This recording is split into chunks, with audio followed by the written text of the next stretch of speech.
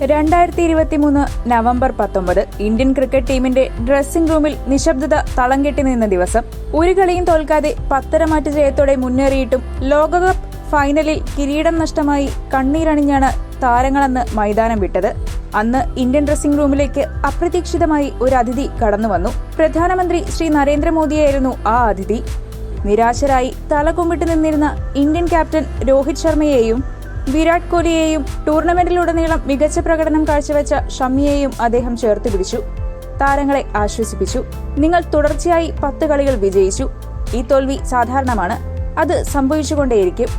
ദയവായി പുഞ്ചിരിക്കൂ. രാജ്യം നിങ്ങളെ ശ്രദ്ധിക്കുന്നു. ഇതായിരുന്നു അന്ന് പ്രധാനമന്ത്രിയുടെ വാക്കുകൾ.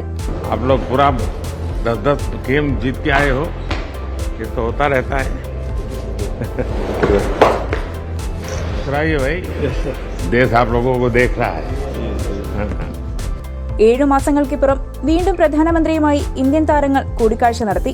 എന്നാൽ ഇത്തവണ നിറഞ്ഞ പുഞ്ചിരിയും അഭിമാനത്തോടെയുമാണ് താരങ്ങൾ പ്രധാനമന്ത്രിക്ക് മുൻപിലെത്തിയത്. T20 ലോകകപ്പ് വിജയത്തിനു ശേഷം ബാർബഡോസിൽ നിന്നും തിരിച്ചെത്തിയ ഇന്ത്യൻ ക്രിക്കറ്റ് ടീം പ്രധാനമന്ത്രി ശ്രീ നരേന്ദ്രമോദിയുടെ ഡൽഹിയിലെ ലോക് കല്യാൺ മാർഗിലുള്ള വസതിയിലെത്തിയാണ് കൂടിക്കാഴ്ച നടത്തിയത്. രാവിലെ 11 മണിയോടെ എത്തിയ ഇന്ത്യൻ സംഘം പ്രധാനമന്ത്രിക്കൊപ്പം പ്രാതൽ കഴിച്ചു.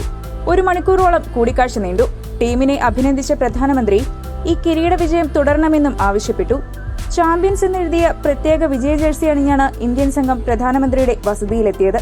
ഉച്ചയ്ക്ക് 1 മണിയോടെ പ്രധാനമന്ത്രിയുടെ വസതിയിൽ നിന്നും ടീം ഡൽഹി വിമാനത്താവളത്തിലേക്കും തിരിച്ചു.